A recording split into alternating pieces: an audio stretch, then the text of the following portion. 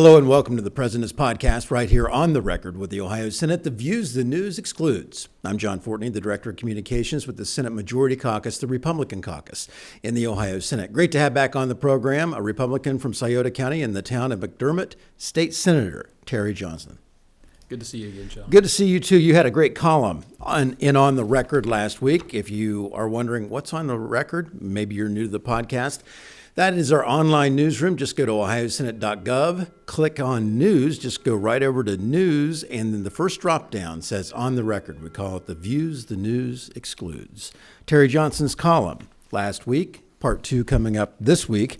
How the left is trying to launch a civil war city by city. I'm going to read the first couple of paragraphs.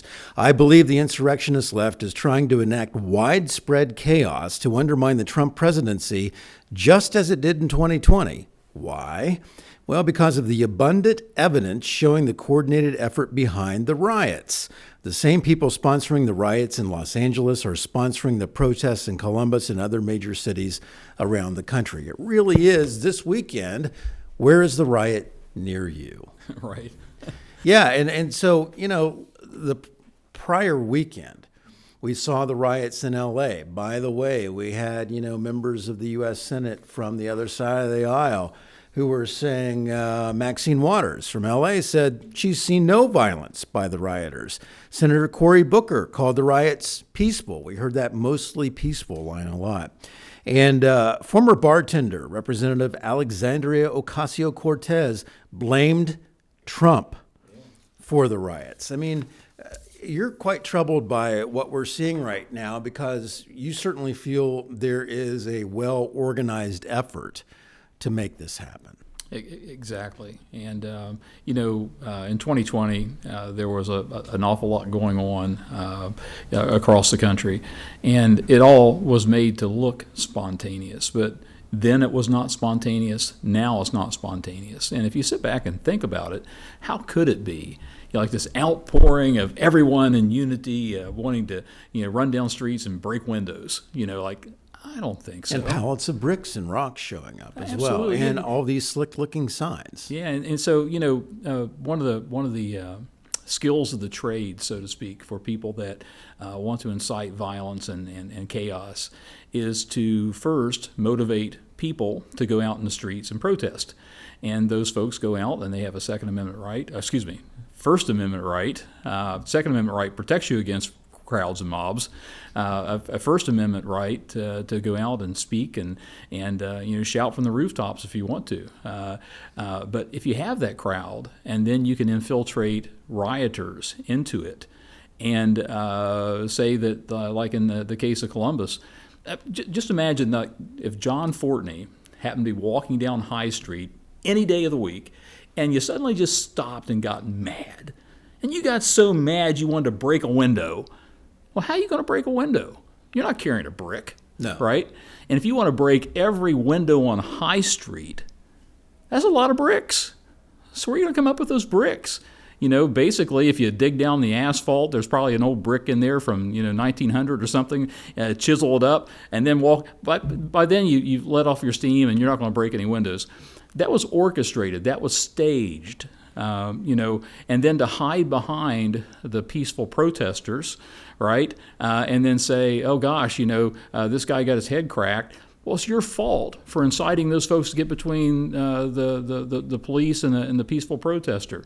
And that goes on all across the country with this sort of thing. Well, out in L.A., I mean, certainly the powerful image that we have that is the headline photo of your column is the photo of the rioter on top of the car with cars burning in the background, shirtless, waving the Mexican flag.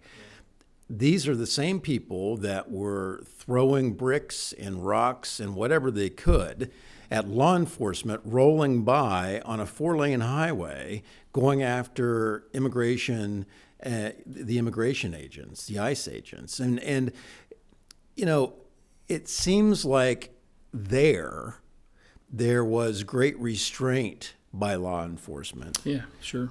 Here, there's also restraint by law enforcement, but I liked what the Florida sheriff said, I think in Volusia County last week. He held a news conference and he came out and said the following, that we just want you to know that if you throw bricks or rocks or pull a firearm on a member of law enforcement, we will be happy to inform your family where to pick up your remains. Yeah.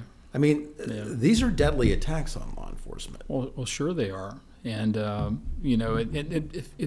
if you look back at the 2020 riots, and remember the reporter who was talking about the mostly peaceful riots as the flames are leaping into the sky behind him.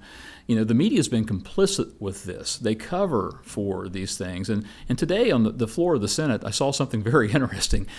So we're debating a bill today that is sort of relevant to this about, no one being immune to arrest just because of your immigration status, right? So if you're an illegal immigrant, that doesn't mean you have special protection and can't be arrested by federal law enforcement agents doing what they're supposed to. So we're debating that bill. And at the same time, we hear some sounds coming in through an open door on the side, and the media that's poised over there, it's pretty boring watching us talk. They hear protesters in the atrium of the Statehouse, and they ran to the sound. So like, U.S. cavalry in the 1870s, riding to the sound of gunfire. They saw the story there. They want to cover the protesters and not the substance of what's being debated. They'll fill the rest of that in later. But my goodness, they want to have the protesters on there because they shill for them. Right. Well, we'll talk about Senate Bill 172 here in a moment as well. But I often wonder, do the protesters really know what they're protesting for? Now, obviously, there's many of them that were violent protesters, criminals, cutthroats, murderers.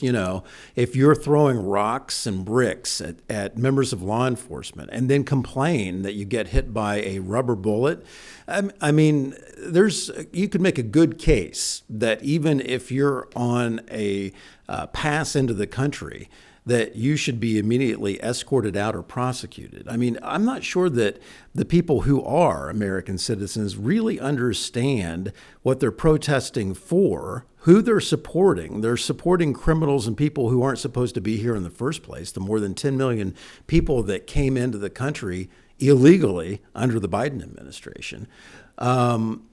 And then over the last weekend, the 250th anniversary or birthday of the United States Army. Yeah. You're a veteran of the U.S. Army. Correct.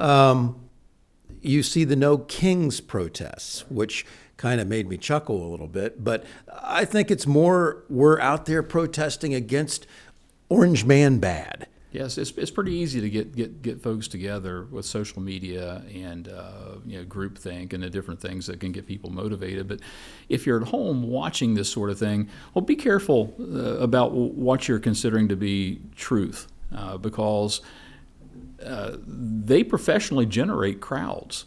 There's a group called Crowd on Demand.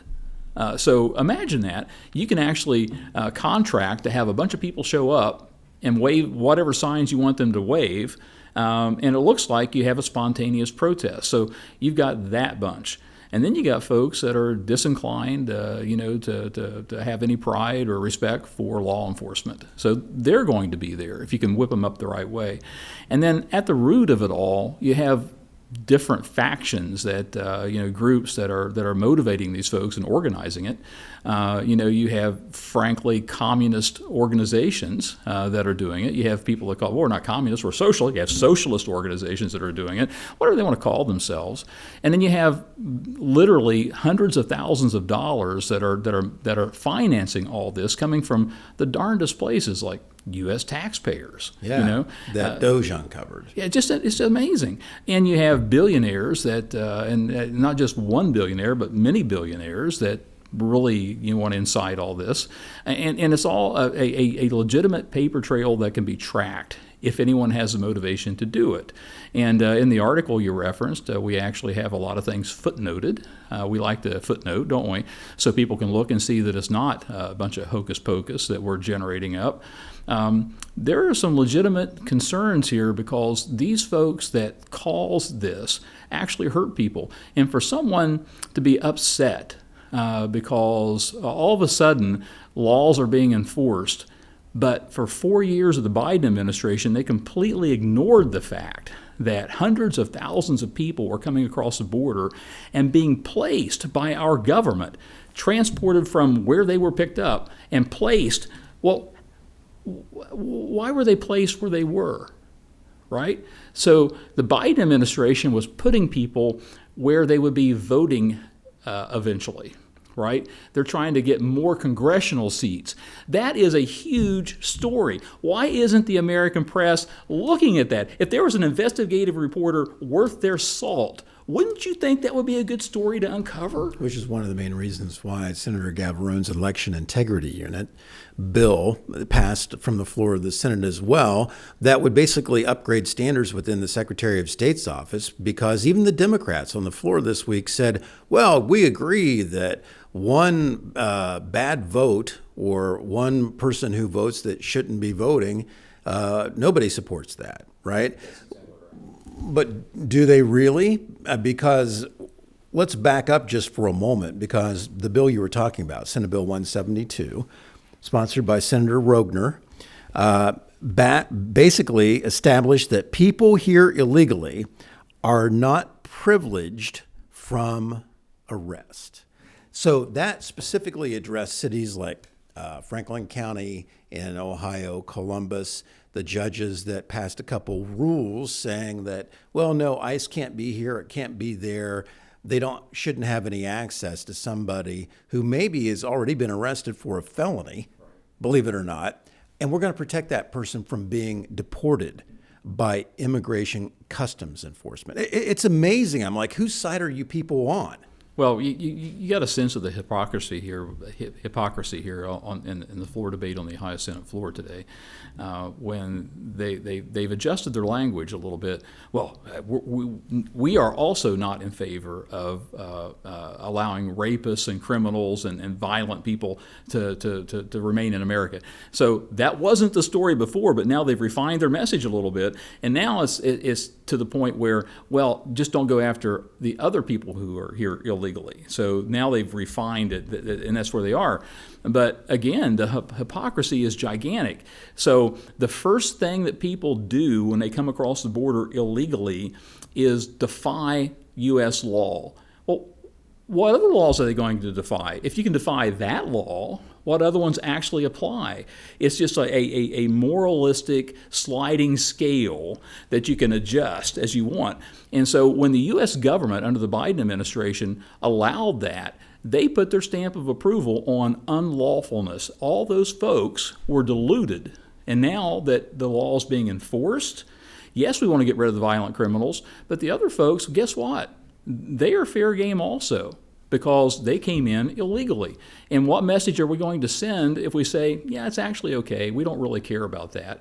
And by the way, wouldn't it be nice if we can just add a whole bunch of blue congressional districts to the U.S. map, which was the real motivation for what the Biden administration was trying to do? Isn't that really the way you undermine a country and overthrow a country? It's a coup. It is a coup. I mean, when you looked at what was happening out in L.A. with the riots there, I mean, you clearly had people who weren't supposed to be in the country, illegal migrants, criminals, cutthroats, attacking cops, attacking law enforcement on the federal level. And isn't that a small army to begin with? Yeah. Because in L.A. County alone, I believe that they said 10% of L.A. County basically is suspected of being made up of illegal migrants. Illegal migrants make up 10% of the population of LA County, and that's 1 million people. And so you have enough of a criminal element within that. I mean, you have a small army. Yeah, and just common sense has to come into play here at some point. If you have people professing to be marching toward a peaceful protest, and they have a mask on. Why? If they're marching toward a peaceful protest and they got a club over their shoulder, why?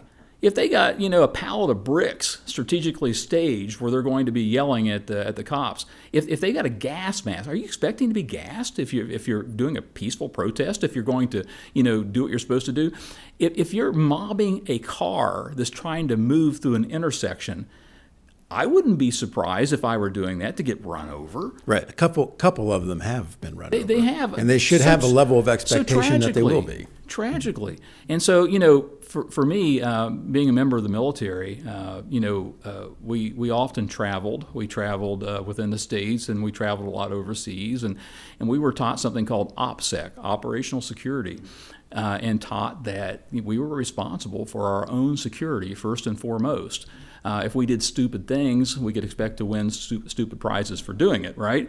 And so we were taught to look out for ourselves, to be aware. And so American citizens have to do that. Can you imagine, like, if you're in a car and someone's jumping on your car, what are they going to do? Are they going to bash in your window? Obviously, they are not rational people. And if they got a mask on, they got a club, your life is actually in danger. If you have so many people in front of you, you can't move forward. I would suggest it'd be a really good idea to exercise your right of constitutional carry in Ohio and have a firearm to protect yourself and your kids in a car. And I would also think it would be a really good idea to have your concealed carry license so that if you travel out of the state and you wind up blundering into something like this in St. Louis or Atlanta or some big city, you take a wrong turn and something like this is going on, listen, I don't advocate anybody shooting someone. But if you have to protect yourself and your family, that's what the Second Amendment is for: self-defense and protection against people who are trying to oppress you. Well, deadly force amounts to more than just a firearm as well. Absolutely. Bricks and rocks and clubs and whatever it may be. You're just as dead. Right. You're just as dead. Just as dead. Right. When we talk about Senate Bill 172 and the effort to send a message to so-called sanctuary cities that federal law and the supremacy clause takes precedence on these cases. Well, let me just say this. Here was some of the discussion from Senate Bill 172 based on what it does. Senator DeMora, Democrat from Columbus, came out and called it racist, said it was profiling, and Senator Ingram from Cincinnati called it an abomination.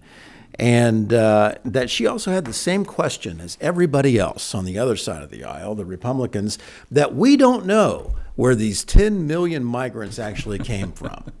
Yeah, well, yeah, you do. We got a really good idea. Yeah, you do. You know exactly where they came from. Yeah. And it's the administration they supported, the administration that they voted for, the administration that they tacitly sat back and watched do these things. They had no problem with the administration flagrantly breaking the law and setting up this crisis we have in our country today. She used the analogy or talked about a 19-year-old in, I think, Hamilton County that was picked up by ICE and deported, had supposedly been in the country since he was 8 or 9 years old. Okay, well, I'm sure that there's more to the story, as there always is. And one of the other things that certainly amounted to more than to more to the story was when we talked to Senator Gavarone about 2 or 3 weeks ago on the podcast.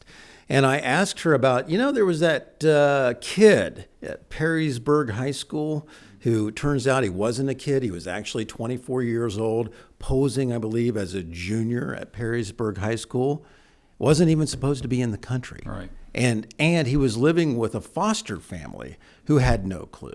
I mean, how chilling is that? Plus, he was found with multiple firearms as well, and he was walking every day right into your public high school. America is a wonderfully good place, and we've always trusted people. But, we've gone from a point where a neighborhood, even in Columbus, might have a whole street that didn't lock its doors at night.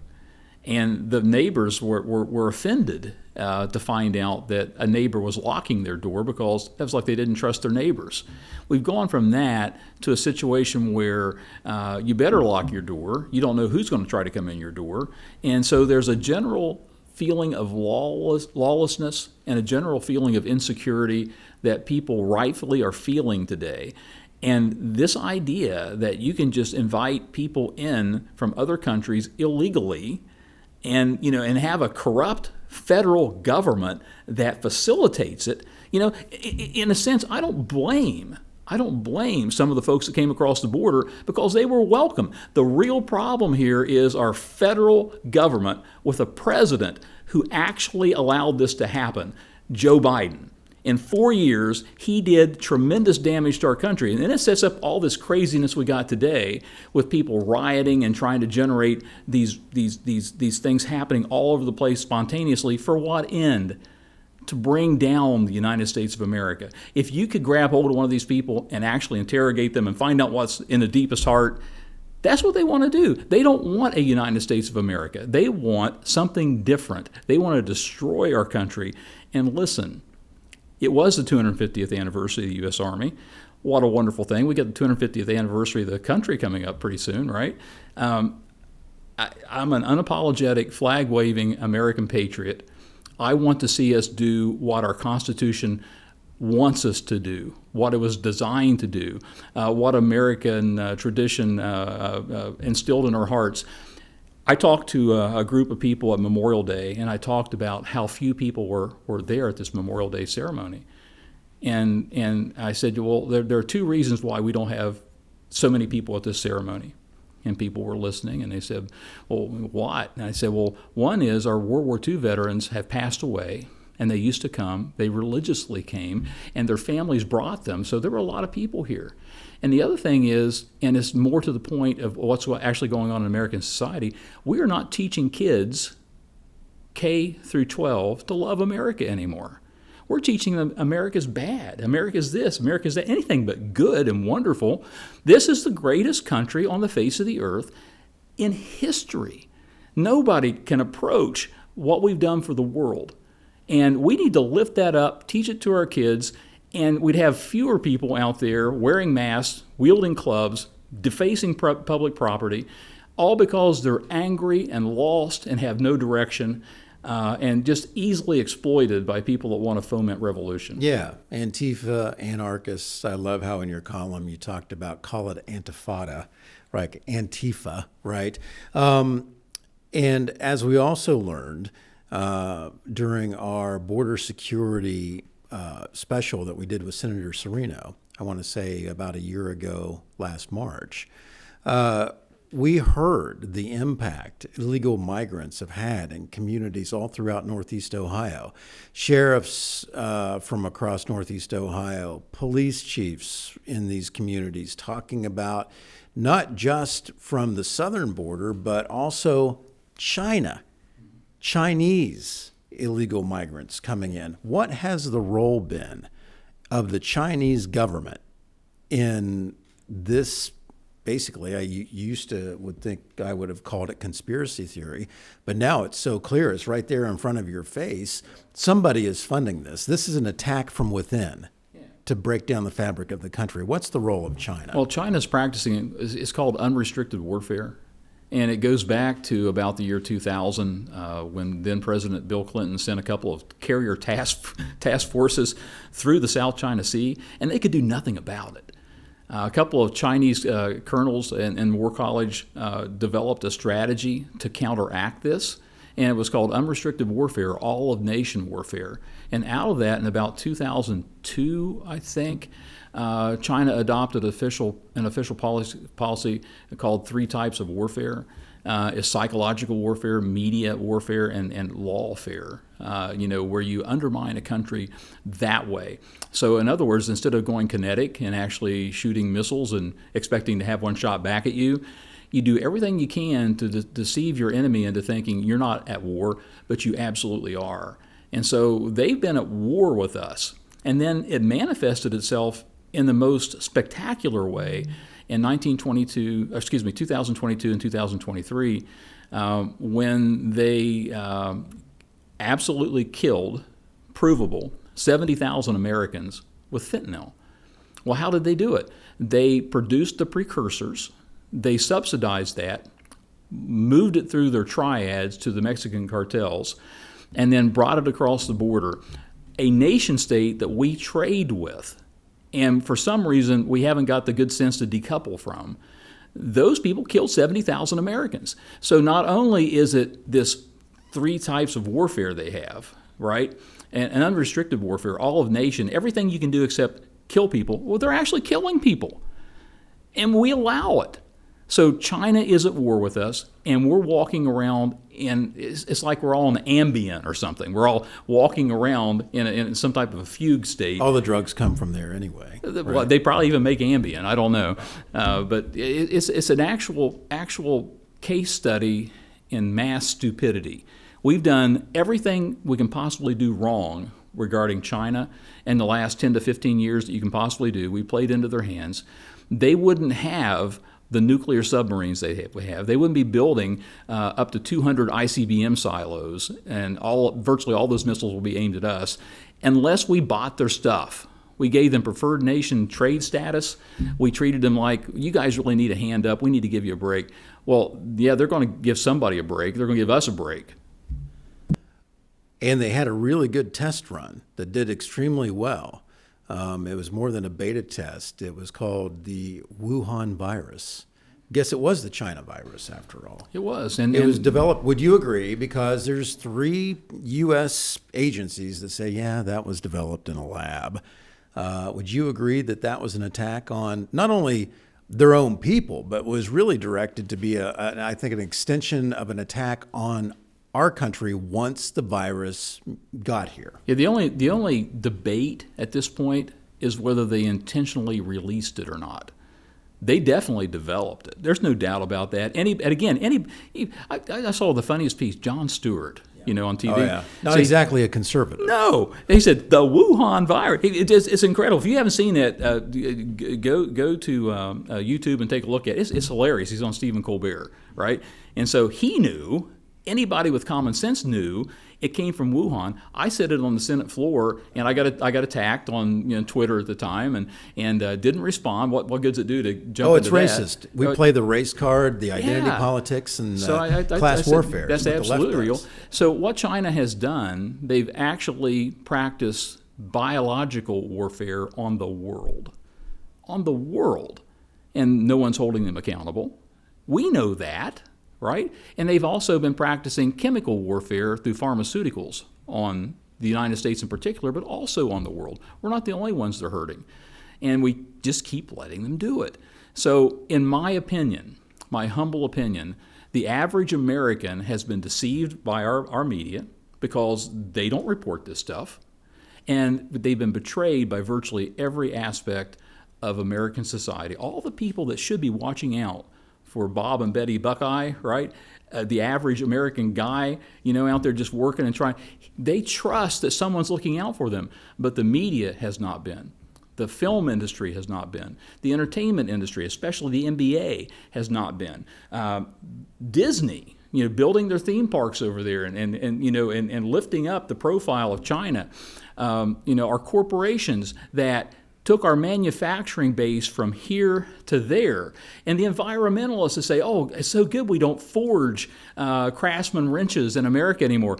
No, they're forging them in other countries, right? In sweatshops. Yeah, and with so children. So if you're going to deal with another country and trade with another country, and this country happens to harvest the organs of living people that disagree with them, like the Uyghurs, right? And, that's okay? No, it's not. So the labor they use to make the tennis shoes, to make the iPhones that we all have, is sweatshop labor to slave labor. And then the way they repress people, as far as their faith, the Falun Gong folks, absolutely repressed, thrown in prison. You can be a Christian in China so long as you use the official Chinese Communist Bible, not the Bibles they print for everybody else. And you're not allowed to have one of those. Xi Jinping has tried to consolidate power, and the thing he fears the most over there are Christians. He is terrified by Christians because they have one king, and that's God, Jesus Christ. Yeah, speaking of kings, the No King rallies, I really believe that the people that showed up for that, the majority of them could not articulate what they were protesting about, but they were trying to make the comparison or the analogy that President Trump is a king. And, well, no, there's lots of kings. There's lots of kings, including the country that we fought to become an independent country during the Revolutionary War. So, and that is all obviously being funded as well. And we learned just about 2 months ago when I had Caitlin Sutherland on from Americans for Public Trust, that was when you saw all the Indivisible rallies, these grassroots rallies, and lo and behold, they were also being funded by a lot of these NGOs and all of these nonprofit groups that seem to get their money from George Soros and Hans-Georg Weiss and the 1630 Fund. And you just wonder what has to happen for people to finally get the wake-up call. I mean, how would you put a stop to the strategy that China has been able to conduct for decades now? Well, they're on a three-legged stool, and one of those stools is the media. So what I would strongly suggest is that you turn off NBC, you turn off MSNBC.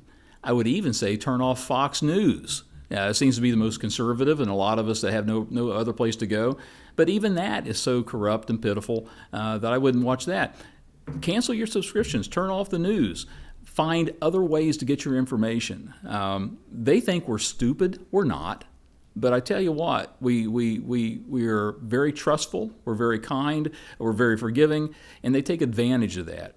So we just need to open our eyes and say, if this doesn't pass the smell test, if it doesn't look right, it probably isn't. And if you're trusting social media, what your social media is finding your preferences and feeding your preferences. So if you're inclined not to like the U.S. and think it's a good idea, they're going to pull you deeper and deeper into that hole. And so I would strongly suggest that you get off of TikTok, you get off of Facebook if you need to, because they fence you into groups that just feed your likes. All they want is you to like something and click something because they're making money.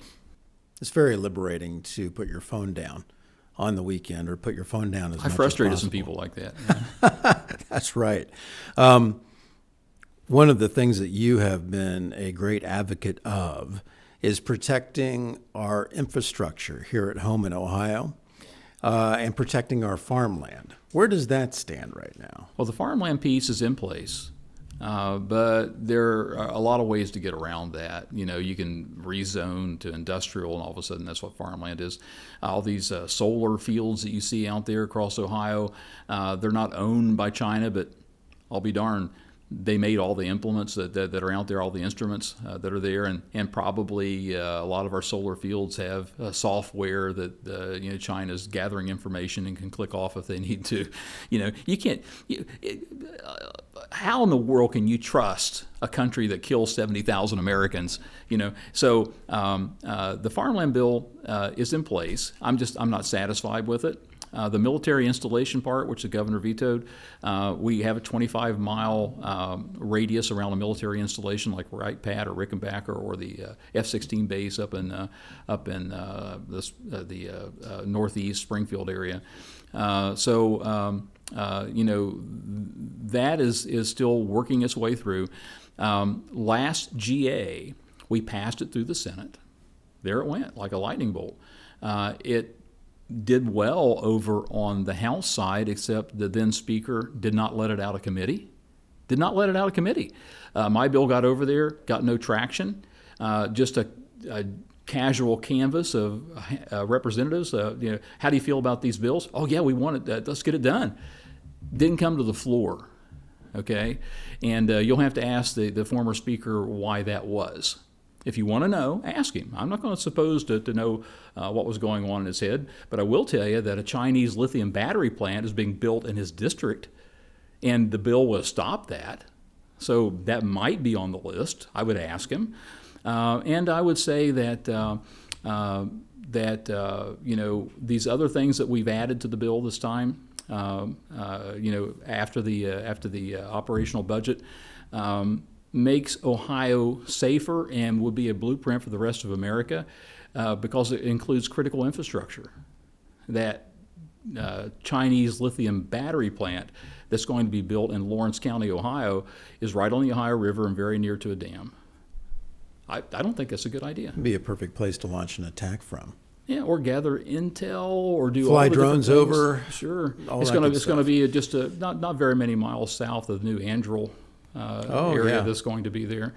Why does China want to get close to our bases? Well, look at what happened in Ukraine with the drones. An ordinary looking box truck opens up, and then all these drones fly out, and the next thing you know, a large percentage of Russia's strategic nuclear capable aircraft are destroyed, like $11 billion worth of aircraft destroyed by a bunch of tiny little drones. A couple $25 drones. And then Ukraine was able to do that. And then people say, yeah, you can jam those things or whatever. They got fiber optic drones. Like we had a TOW missile. It was a guide by wire. I remember that. You can't jam it, right? That's how we knock out all these Russian tanks. Yeah. Well, now they got a fiber optic cable that they can direct this thing with. You can't stop it. Two more questions before I let you go. Don't you think all these No Kings rally offshoot protests that we saw over last weekend, and we'll see more of them, don't you think that this is sort of a desperate attempt by the progressive left that controls today's DNC, today's Democratic Party, to try to rally the base enough to get them to turn out and vote? But based on what they're supporting, they're running against like an 80-20 type of an issue. I mean, clearly, Americans voted President Trump in. Number one was to secure the border, which has been done. Don't you think this is an attempt for them to at least try to rally the base and get a little publicity through the mainstream media? Yeah, and it's not a very smart move. 97% of Americans think it's a terrible idea not to go after criminal, illegal aliens. 97% are on that side. And the vast majority of Americans don't want people here illegally. They're in favor of immigration. We're all immigrants, right? We understand this better than anybody on earth, and we accept everybody, unlike any other country on earth. So we're in the right place on this. And if they want no kings, well, they practically had a king who was a bumbling king for 4 years, controlled by others. And there's another story. If they want to go after something and actually uncover something and quit covering for them. Who was in charge of the auto pen? Right? Yeah. Who was in charge of the auto pen? Holy mackerel. So there was someone that tried to be king, or they put him up as a king, because there was nothing. I remember who was the lady's name that was his press secretary? You remember her? Yeah, she's on MSNBC now. Oh, no. What was her name? Corinne Jean-Pierre. That's her. Well, she was Thanks, on. Garth. I think she was on The View, but I get these stories mixed up. But she told somebody that she never actually interacted with Joe Biden. They handed her what she needed to know. She had no contact with him. Now that may be her covering, but I believe her. For once, I believe that lady. And so that is a coup that they tried to take over America. Clearly. So without due process, without constitutional authority, decisions were made, and people like Speaker Johnson said, well, I talked to Biden about this particular thing. He said, I didn't do that. Well, was that his dementia, his lack of memory, or did he actually say, I didn't do that and meant it and understood? So either way, what a frightening thing for someone to be carrying the nuclear football around. And now they're going to say Trump's a king. Clearly he's not. Absolutely he's not. And the reason we voted for him was to put an end to all that craziness. And we knew it wouldn't be the end. Right. He answers his own questions. He's not afraid to upset the media and to make people mad. He's not really concerned about telling people what they want to hear. He tells you the things that maybe you need to hear and need to reconsider and to evaluate. Last question. The left lost their minds when, especially the media, how could you possibly call in the National Guard and send the Marines into these areas to help push back the mob? I mean, what do you think about that? Well, it's a sad day in America when a governor can't defend his own state. It's a sad day in America when a major city that was once the gem of major cities in the world, Los Angeles, looked to by everybody as a standard in the 50s and 60s and even the 70s. It's a sad day when they can't keep people from burning it down, when they have to be politically correct before they respond, when they have to respond to their career, like Governor Newsom, I want to be president. What's my best way to go here? Your best way to go is to protect your citizens. If you want to be president, the best thing you can possibly do is lift up Americans, put down those who are trying to destroy your state, and do your job, for gosh sakes. Do your job. So to send in the National Guard, is that a state asset? Well, I seem to remember that 3 times Terry Johnson, a Ohio National Guardsman, found himself in Iraq. I was federalized. The President of the United States can federalize the Guard, which he did, and Marines are typically used at embassies across the globe to defend federal assets everywhere, and that would include Los Angeles with federal buildings. Senator Terry Johnson, insightful as always. Thanks for your time. We appreciate it. Very welcome. Thanks for tuning in, and we'll see you soon.